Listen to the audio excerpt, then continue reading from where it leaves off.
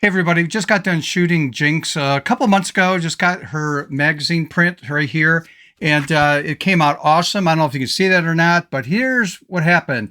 A lot of photographers have been looking at this, and they're asking me, how do I get that? And they coined this a glamorized look with these images. So in other words, I went from this, which is raw right out of the camera into Photoshop, to this. And I can do that consistently with all the images from this shoot. Are we ready on how to do this? Let's do it.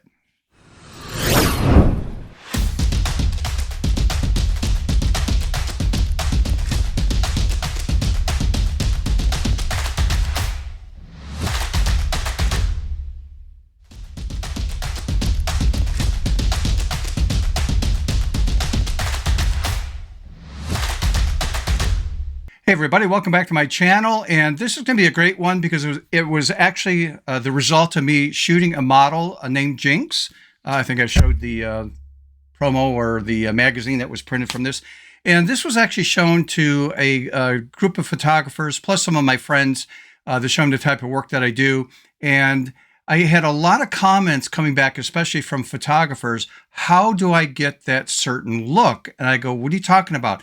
Well, your images have sort of a glamorized look. So since I've been hearing that a lot lately, it's something I've been doing for almost 2 years now, maybe just under 2 years as a style, or I can't call it a technique. It's more of a style that I've developed when I'm shooting models. But this could be applied to landscape, whatever. The whole goal and talk about this is creating a special look that defines you. And a lot of times you just have to experiment with different styles and looks and experiment in Photoshop and plugins to get something that you really like. And then you want to be able to document that and practice a technique so you can repeat it over and over and over again. And that is the challenge. So what I'm going to do is I'm actually walk you through how I developed this style or look. I'll call it the glamorized look because I didn't come up with that, but it came from other photographers who kept saying that phrase over and over again. It has sort of a glamorized look. So I'll call it the glamorized style or look. So here's what we're going to do. In Photoshop, I actually use a couple plugins. Now, the plugins, when I introduce them to you, I have no affiliation with them at all. It's just something I own, bought outright with my own money. And a lot of times I get responses back. You mean you bought that software just to do those 2 or 3 different things?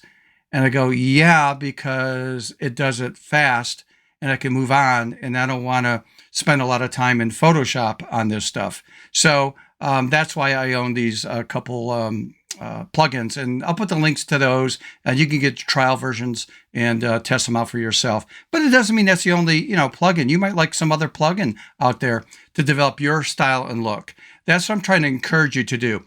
Get a look that's unique to you that you really like to do with your particular genre of photography. Okay, so with that out of the way, if you're new, if you could do me a favor, again, this channel is dedicated to increasing your creativity in photography and as a photo artist. And if you can do me a favor, and that is like this video, subscribe if you have not subscribed, and hit that notification bell. That way, the next time I upload a video, you'll get to see the newest, latest, and greatest. Okay, with that out of the way, let's jump in to our project. Now, before we do that, let me show you some of the images that I use this technique on with Jinx. So this is one of the images from that series of prints that I did. And you can see that as I scroll through these really fast, they all have a very consistent look and feel to them. And I'll walk you through the steps on how I did that. And in fact, one of these images, that one right there, is the one I'll be working on. You'll see the original image right from raw, and off we go. So again, some other shots from the shoot. Okay, so with that out of the way, let's jump into Photoshop. Okay, so here I am in Photoshop, and this was directly from Camera Raw. In other words, when I opened up this file, the only thing I did was I readjusted the crop a little bit, and that was basically it. And so it pushes it right into Photoshop. Now, again, you might be using Lightroom to do this. You might be using some other software. Maybe it's Capture One or something, but whatever it is, here I start. This is basically from the camera in Photoshop. And here's the first step I do. Number one, I'm going to duplicate the layer. So Control J, Command J in a Mac. And that way, if I goof up, I can go back, delete this layer, and go back to the starting point again. So the very first thing I do is I'll take an adjustment of something called Liquify. Now, Liquify is under the Filter drop-down menu here in Photoshop. And I just use the shortcut keystroke, Shift-Control-X. That would be Shift-Command-X on a Mac, but you'll see Liquify right here. And there's a shortcut keystroke right there. So I'm going to choose Liquify. And I just do minor tweaks with Liquify if the image needs to do it, in my opinion. And again, this is very subjective. So an example, a lot of times I like to reshape the hair area. And with this, I might want to push this down. Again, personal preference on this. So I'm worried about pulling down the pixels from the top there, and it might expose some white area. So there's a feature in here called the Freeze Mask tool. And I'm just going to click on that, which is right here, and allows me to paint in an area. And anything you see in red there, I might have went too far, it will freeze those pixels. So there's another one called Thaw right here, just below it. So I'm going to choose that. And I'm just going to clean up that just above her head there a little bit. So I unthawed that area. Now, the tool that I use a lot is this tool right here in the upper left-hand corner. It's called the Forward Warp tool. And I'm going to select that. And again, this is a tool that you can increase the size, right bracket versus left square bracket on your keyboard. And I'm just going to come over here and just reshape this a little bit, maybe pull this down. And again, this is all personal preference. It's very subjective. And I'm just going to reshape that. So if I do it before and after here, there's a preview button here. Turn it on and off. Very subtle change, but just adding a little bit more maybe balance to her hair right there. Now, other times I use this is when there's a piece of clothing or fabric or something that's a bit out of place. I don't really like the look of it. It starts to bother me. So as an example, let me just grab the zoom tool here, and we'll come down to this area. Now, there's nothing wrong down here, but just as an example, let me grab that Forward Warp tool and make this a little bit smaller. Let's say, just pretend that, now let's take this. This was protruding out like that, and that really bothered me in the image. This is the kind of stuff I'd come down to and use that tool to readjust that so it just doesn't stick out. And again, very subjective, but I just go around the image and look for little anomalies like that and correct that in Liquify. So with that out of the way, and that's all I'm doing on this one, very simple. But the first step after you make your adjustments in Lightroom or Camera Raw or whatever you're using, and you bring it into Photoshop, Liquify is the very first thing that I do for this technique, and just a little bit of tweaking. So before, after on the shape of the hair.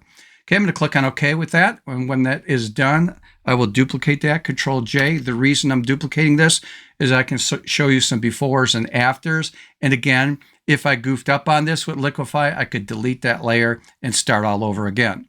So this is my before and after here. Let's do this. This is where I started from. This is where we're at right now. Okay, so the next step after that is cleaning up anything that has to be done on the image. It might be little speckles, dusts here and there, whether it's on clothing, if you're doing a product shot, whatever it is. But you're doing a headshot or working with a model here. I'm going to take a look at the skin. Now, she has really good skin, but I'm just going to do some minor fixes here by just using this tool here in her toolbox that's commonly used called the Spot Healing Brush. And I'm just going to go into different areas and just clean up the skin. Her skin's pretty good. And just some minor stuff right here. And that's pretty much about it, in my opinion. Maybe this right here. And I want to get rid of some lines here. The plugins might get rid of that, but I'm just going to do this to be on the safe side. And that's about it right there. I'm going to come down here. I'm going to ignore this area because I think the plugins that I'm going to use will take care of that. So we'll take a look at that later. And just as a disclaimer, I felt sorry for Jinx. We have this scheduled for like almost a month in advance on the shoot, and she was doing a landscape project, and she came down with a really bad case of poison ivy all over her body, and about 90% of it was healed, but she still had some spots in her skin that was still left over, and she was really concerned about it. And I said, don't worry about it. I'll take care of that for you. So everything came out great anyhow. So that is the next step, and that is just doing some touch up there. So if I do Control J again, but here's the before and after before I do that. Sorry about that. Let me see if we can see her face. There's a before and after, just some minor tweaks there. Control J to duplicate that. Command J on the Mac, again, to duplicate that layer. Okay, with that out of the way, and again, I'm going to now work with two of my favorite plugins in Photoshop when I'm doing this kind of style and look. And one is called Portrait, or Professional Portrait. And so it's it's under my filter drop-down menu, but I actually created a shortcut keystroke for that. And it's Shift-Control-P for me on that. And again, some of my earlier videos actually showed how you can actually create your own custom keystrokes to open up certain features in Photoshop, and also different filters that you have put in as plugins. So again, that would be normally found under the filter drop-down menu. Now, what it's doing, it's analyzing the subject. It knows it's a female. It basically analyzes and comes up with three different scenarios. It's either female, child, or male. And it typically gets it right about 95% of the time. Sometimes, if it's a really young model, it picks it up as a child. And you would just change this. This is a little drop-down area, or toolbar, I should say, that you can click on to change it. Now, I'm going to show you what I use in this software. You can actually create a preset, so I don't have to do this all the time. But if I use the preset, now I have to explain, well, what's in the preset. So I'm going to do this manually to show you what I use in this software. And again, I have no affiliation with this software. I paid for it. I've owned this for quite a while, for a few years. And so what I'm going to do is I'm going to turn off shape, because by default, it just reshapes the face, and I just don't like that feature. And again, it's very subjective. And then I activate something called the makeup category. And I purposely tell the models to go light on the makeup, unless it's a special effect we're doing, whatever. But keep it light, because I can always enhance. I'm just going to move this slider. I'll over-exaggerate this so we can see this. Let me hide that so we can see this on the video. So I'm just going to move that up about right there. And that's about it for me. There's a before, after, before, after. And then the other area I jump to is called hair. And I'm going to expand that. And I'm going to choose this feature right here called View the Mask. And that's all I'm going to do is click on this. And it just shows me where the hair is at. And if it made a mistake, I can actually take a brush and extend this by choosing that feature and go in there and paint in the area. Or cut back just means take away from the area. And then I'm just going to hit Refine Edge right here. Let it do its thing. Click on OK. And then I come down here at the very bottom called Go to Hair Tidying Mode. I'm going to click on that. It's going to open this up. Two things I do.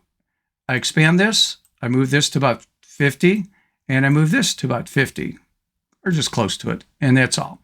Click on OK. Hopefully you can see the difference on the video on the left side here versus on the right side. So again, it gives sort of that glamorized look, I guess that a lot of photographers are calling it. And then I'm going to come down here, and it did somewhat of a good job there, but there's a tool here that called the touch-up tool that I'm going to choose. And I'm just going to come down here. Let me grab that tool. And again, I can adjust the size of this. And I'm just going to brush over this area, and it just sort of smooths this out and does a really nice job. And you can see the before and after on that on the screen. Also, if you take a look at this, skin looks pretty good right there. And so I'm just going to accept what I just did there. So I'm going to click on this icon button right there on the toolbar, and that will process this and put it back into Photoshop. And then I'll show you a quick before and after as it's doing the saving. All right, so back into Photoshop, let's just zoom in on this a little bit, and we can see before, after, before, after. This is what I started with so far, and this is where I'm at so far in my process. And again, somebody always asks, well, how long does it take you to do this? This could take me anywhere from 6 to 10 minutes to do an image. And again, these are after my picks. This is the one that I know I'm going to use in a printed catalog. These are finalized images. I don't do this to all of them. It's only after I cull it down. Because again, I want to verify the images with the model before I go into any type of retouching. Okay, let's just duplicate that layer again, and I'll pull back on this image. And then the next plugin I'm going to use is called Luminar Neo, and it's by Skyloom. And again, I'll have the link for you. As I did with the portrait one, I'll have the two links in the show notes. So again, you can go to the website, get the trial version, test them out. Again, no affiliation with the plugin. So this one, again, would be available under Filter drop-down menu. There's a category here called Skyloom toward the bottom. I just do a shortcut keystroke I created in the software. And for me, it's just Shift-Control-Q, and it will open up Luminar. And when this opens up, again, this is not a training program on Luminar or the other plugin I just showed you. I'm just showing you what I use in these softwares. And again, you're going to find out I don't use hardly anything in these softwares. It's just stuff that helps speed up my work process that would take me longer to do in Photoshop. Again, time is money. So I like using close-up. Now, these are all called, some people call these presets that you see in the far right side. I think the company calls them recipes, but basically if I click on close-up as a category, there's different recipes you see here that is using, by the way, AI to a degree to analyze the image, to make some decisions. And I'm going to choose focus right here. That's what I like to use. And when I choose this category right here, if I go to the very top toolbar, it says edit right here. And under edit, if I click on this, it shows me over here, if I go to the edit now on the far right, it shows me the features that it actually used in the software. If I didn't choose a recipe or preset, there wouldn't be anything here under edit. I would go to tools and make my adjustments. But because this was a recipe and it was using AI to a degree, it's just showing me, hey, this is what we did to the image. And I could change it. I come down to enhance as an example. If I push this far to the right, you can see what it did. Move it to the left. And so it was about right here. I'm going to push this down just a little bit. And again, not right or wrong, just personal preference. And this is something that I would have done and created a preset or recipe already. So I don't have to do these steps that I'm sharing with you. But again, I'm just showing you what I'm using in the software. Again, under face over here, if I come down here, I'm going to turn the lighten feature off. It wants to lighten the face so you can see what it's doing there. The reason I'm not using this is I want this to be very moody, and the last plugin I just used added some lightness to the face automatically. So I'm pulling that down right there. Skin, let's take a look at this. I'm going to zoom in here so we can see her face. And I'm going to take, even though the last software did some skin smoothing, check this out. If I take the amount slider right here and I move this all the way to 100 as far as it goes, I can still see texture and pores in her skin. And here's a before, after, before, after. Now, you may not want to go that far. I might push this back a little bit, but unbelievable what a job this will do for us in these softwares today, where some of us might use frequency separation. I know for a fact by some of the top gurus out there, they know that frequency separation will be a thing of the past as we move forward with these different plugins and software things are being added, especially even Photoshop is actually doing some beta stuff on this. So again, it just speeds up the process. If you're still a hard nose, want to do frequency separation, that's fine. It just takes a little bit of more time. So again, I'm just going to apply this. I'm going to click on the apply button up here, and any kind of adjustment I've done will actually push this back into the program. Now, there's one thing I forgot to do to give you my look, so I'll let that process. And after that's done, I'm going to reopen this. So again, this was recorded, live, me doing this, and I made a mistake, forgot something, because there's one more thing I do in that software. So let me, again, open up Luminar Neo. See, many of us make mistakes, and we learn from our mistakes. So I'm going to go back to that area again. And actually, I'm not going back to the area. What am I talking about? I don't want that preset. So what I'm going to do is go back here, and I'm just going to go to edit mode right off the top. And because I forgot to do one thing, and that is under this category. You can see edits here. There's nothing there because I didn't do anything. So tools. And so now you understand what a preset or recipe is. It's just a bunch of things that somebody had recorded and made that preset. But I forgot to do this one, and that is mystical. And again, if I push this all the way to the right, you can see what it does. I don't want it to go that far, but I'm going to put that about right there. So there's a before, and after. And maybe that's where I get that glamorized look. I mean, I don't know, but this is my routine I go through all the time. So I should have done all this first when I opened up the software. So now I get it, did it in two parts. That was my mistake right there. But anyhow, so you can see what's happening here. There's a before, after. Let's take a look at this. There's before, what we started with, and there is after. Now, again, everything I'm going to share with you is very subjective. After I got done with Luminar Neo as a plugin, my next step is using something called multiply blending mode. So I'm going to do Control J, Command J again on a Mac, and I'm going to go to multiply. Now multiply, because I want a very moody type look. I might want to leave it at 100%. I might want to pull the opacity down. I mean, that's, again, very subjective on what you want to do. I'm going to over-exaggerate this and be at 100%. I'm going to add a mask. So just quickly add the mask right there. Grab my paintbrush, B for brush. I'm at 30% on my brush. Let's make this a little bit bigger and to make sure it's a soft brush. And what I'm going to do is paint in black on the mask, and notice how it brings in. Now, I want to do is focus on the face. So it's bringing back the original image. Now, I'm going to do this quickly because I'm trying to explain this at the same time. I mean, normally I can work faster if I'm not talking, but I'm just going to lighten up certain areas. I might want this a little bit dark on the left side, so I'm going to leave that very moody. And just bringing in some of the lightness. And again, the light is coming from camera right here, so I'm emphasizing that more. And if I went too far, which I did, X on the keyboard, I want to get rid of that light area there, or the light area back here, because I want this to be more moody, something down here. So again, you just take your time in doing, some type of adjustment. Should come down maybe the front of her body a little bit more. So I'll make sure that I'm painting back in black right here. So again, personal taste on this, very subjective to get that look that you want. Maybe get that a little bit, add some brightness. Okay, so with that out of the way, the next thing I do is I add, because I like to paint with light a lot, and this is almost like painting with light, but I'm going to come down here to the Oreo cookie dipped in milk icon, and I'm going to choose curves. And now when I choose curves, what I want to do is go to the dialog box over here under properties.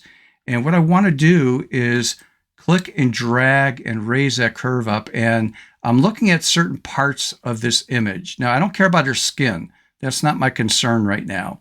I'm looking more at her hair. And I go, okay, I like that. So again, if you look at the mask, white reveals, black conceals that curve right there that I just applied.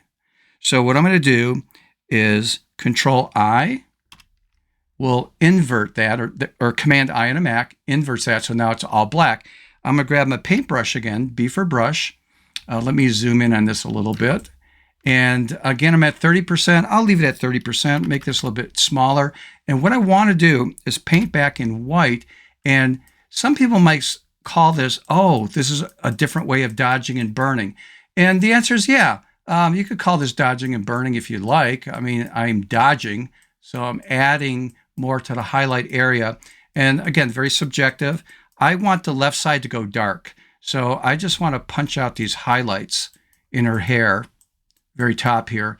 And you could see if I turn this on and off, what it does to the hair. Also, I'll come down here and take a look at some of the clothing, and I go, well, I want to lighten this up a bit. So I'll do that down here. Went too far, in my opinion, here, so we're going to clean that up. But again, I would just paint in there. Over here, maybe add some little bit of lightness. Over here in the far right at the very bottom, again, doing the same thing. So it's very subtle, but if I turn this on and off, you can see how it's lightening up the areas. Also, if I want to bring in more shape to her chest, I might come up here and just swipe across like that and underneath like this. And you can see it adds a little bit more shape to the chest area. And again, I would just go around and tweak this. It's based on personal preference, but that's how I get that look. I want that highlights really the pop in the hair and add some additional shape anywhere that I feel needs it in the image.